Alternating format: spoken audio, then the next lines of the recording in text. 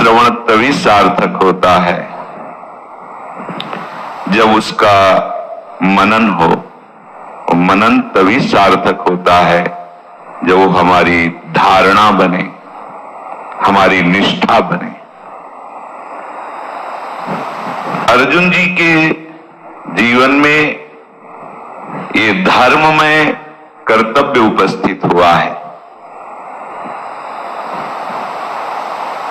इस कर्तव्य को जब मोह दृष्टि से देख रहे हैं तो दो बातें इनको लग रहा है, भय और पाप। भय लग रहा है कि अपने ही स्वजन संबंधियों की हत्या करूं, और पाप गुरुजन हैं, द्रोणाचार्य जी, कृपाचार्य जी, भीष्म पितामह जी और भी बड़े बड़े, इनको मारने से पाप होगा। बुद्धि विचलित हो रही है, शोक मग्न हो रही है। तब प्रभु उनको शोक रहित करने के लिए, जिन्होंने स्वयं इस सृष्टि को रचा है, जिन्होंने स्वयं संविधान रचा है, ऐसा करोगे तो ऐसा होगा, ऐसा करोगे तो ऐसा होगा। शास्त्र भगवान का शासन है। स्वयं श्री मुख से प्रभु अर्जुन जी को समझा रहे हैं कि जो स्वरूप है, आत्मा है, वो अविनाशी है। उसका किसी काल में विनाश हो ही नहीं सकता। किसी शस्त्र आदि के द्वारा, किसी दैवी शक्ति आदि के द्वारा, मंत्र आदि के द्वारा उसका नाश हो ही नहीं सकता, क्योंकि वो नित्य है, सनातन है। और जो देह है, इसको बचाया नहीं जा सकता, इसका नाश निश्चित है, क्योंकि ये अनित्य है, ये विनाशी है, और ये मध्य में केवल भास रहा है। ना ये शरीर पहले था, ना ये बाद में रहेगा, बीच में केवल भास रहा है। प्रभु ने अर्जुन जी को कहा, स्वधर्ममपि चावेक्ष न विकम्पितुमर्हसि धर्म्याद्धि युद्धात् श्रेयो यच्छत्रियस्य न विद्यते। हे अर्जुन, अपने छात्र धर्म को देखकर तुम्हें विकंपित नहीं होना चाहिए, कर्तव्य कर्म से विचलित नहीं होना चाहिए, घबराना नहीं चाहिए, कांपना नहीं चाहिए, भयभीत नहीं होना चाहिए। तुम्हारे सामने जो कर्तव्य कर्म उपस्थित हुआ है, उसमें घबराने की जरूरत नहीं है। प्रभु कह रहे,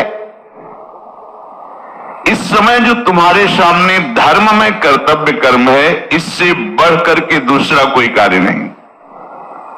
तुम्हारा क्षत्रिय कुल में जन्म हुआ है और तुमने युद्ध की कोई चाह नहीं की है, स्वाभाविक एक कर्म उपस्थित हो गया है आके। जैसे छल से कौरवों ने दीत की राह में विजय प्राप्त की, ये जानते थे धर्मराज युधिष्ठिर, पूरी सभा जानती थी कि ये छली और कपटी लोग हैं, शकुनी, दुशासन, दुर्योधन आदि।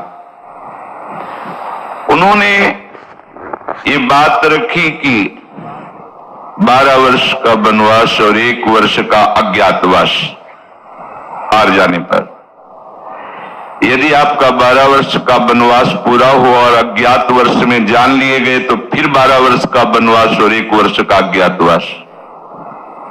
उन लोगों ने विचार किया था कि ऐसे विशाल काय, ऐसे अद्भुत धनुर्धर, ऐसे अद्भुत तेजस्वी वीरों को त्रिभुवन में कहां छुपने को मिलेगा? जहां होंगे वहां परिचय मिल जाएगा। तो ये जीवन भर वनवास ही ये भी चल था। पर इन महावीरों को भगवान के चरणों का आश्रय था। सांगो पांग 12 वर्ष और 1 वर्ष अज्ञातवास व्यतीत किया। पर वो तो छली कपटी जन अपनी बात पर दृढ़ नहीं रहे। इतना होने पर भी उन्होंने कहा कि मैं एक सुई के अग्रभाग को भी, जैसे सुई का अग्रभाग, उतनी भी जमीन नहीं दूंगा। ऐसे नहीं दूंगा। पांडवों ने युद्ध की बात नहीं की, भगवान को भेजा कि आप उनसे। भगवान ने कहा चलो पूरा राज्य नहीं, 5 गांव दे दे। उनका सूजी अग्रे न की सवा, नहीं दूंगा। तो तुमने छल से द्वित कीड़ा में परास्त किया, सत्य नहीं था वो, छल था वहां। दूसरी बात, जो शर्त रखी थी उसका सांगोपांग धर्मात्मा पांडवों ने पालन किया। फिर भी युद्ध नहीं करना चाहते, भगवान को संधि के लिए भेज रहे हैं, फिर भी वो अपनी मूढ़ता ही, दुष्टता ही दिखा रहे हैं। तब भगवान कह रहे हैं कि स्वधर्ममपि चावेक्ष न विकंपित मर्हसि धर्माब्धि। ये धर्म है, तुम्हारी तरफ से किसी भी तरह का अधर्म नहीं किया गया है और युद्ध का अवसर प्राप्त हुआ है। अब पीछे कदम नहीं हटाना, अब कांपने की जरूरत नहीं तुम्हें। इससे बड़ा कोई कल्याणकारी कर्म नहीं है जो स्वयं परम कर्तव्य उपस्थित हो। अब उसमें विचार करने की आवश्यकता नहीं है। चलो, विचार भी हुआ तो भगवान की शरण और शिष्यता मिली।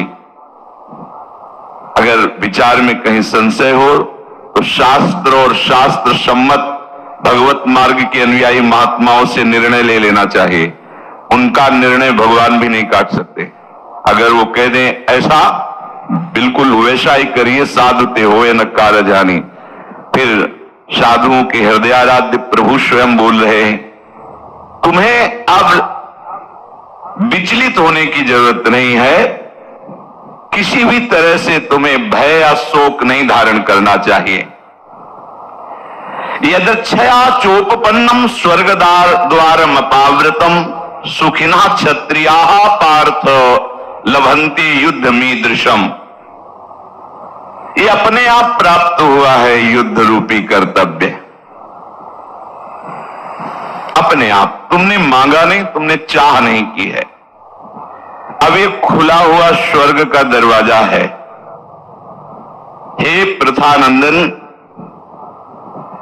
तुम्हारा छात्र धर्म है। तुम बड़े भाग्यशाली हो, क्योंकि जिनको कर्तव्य कर्म करने का अवसर मिलता है और उस कर्तव्य का निर्वाह करते हैं वो सुखी हो जाते हैं। तुम्हें इस समय विचलित नहीं होना चाहिए। अथ चेत तुमिमं धर्मं संग्रामं न करिष्यसि तथा स्वधर्मं कीर्तिं च हित्वा पापमवाप्स्यसि। अब अगर तू ये धर्ममय युद्ध नहीं करेगा तो तू अपने धर्म और कीर्ति को त्याग कर पाप को प्राप्त होगा। अब लगता है कि केवल अर्जुन जी को उपदेश दिया जा रहा है, सबको कहां उपदेश दिया जा रहा है? आप कह रहे थे अर्जुन जी को निमित्त बनाकर सबको उपदेश दे रहे, तो सबका छात्र धर्म है क्या? भगवान कह रहे धर्म में युद्ध करो। तो एक महाभारत कुरुक्षेत्र में हुआ था और एक महाभारत हृदय क्षेत्र में हो रहा है। ये दुर्योधन की पार्टी है। काम, क्रोध, लोभ, मोह, मद, मत्सर भगवान को सारथी बनाकर, गुरु रूप से उनका वर्ण करके, उनके वचनों के अनुसार हमें ये युद्ध करना ही पड़ेगा, कोई भी हो, बिना युद्ध किए अपकीर्ति होगी, पाप को प्राप्त होगा। भगवान कह रहे, स्वयं श्रीमुख से कह रहे, तथा स्वधर्मं कीर्तिं च हित्वा पापमवाप्स्यसि। यदि तू ऐसा नहीं करेगा तो तेरी कीर्ति नष्ट हो जाएगी।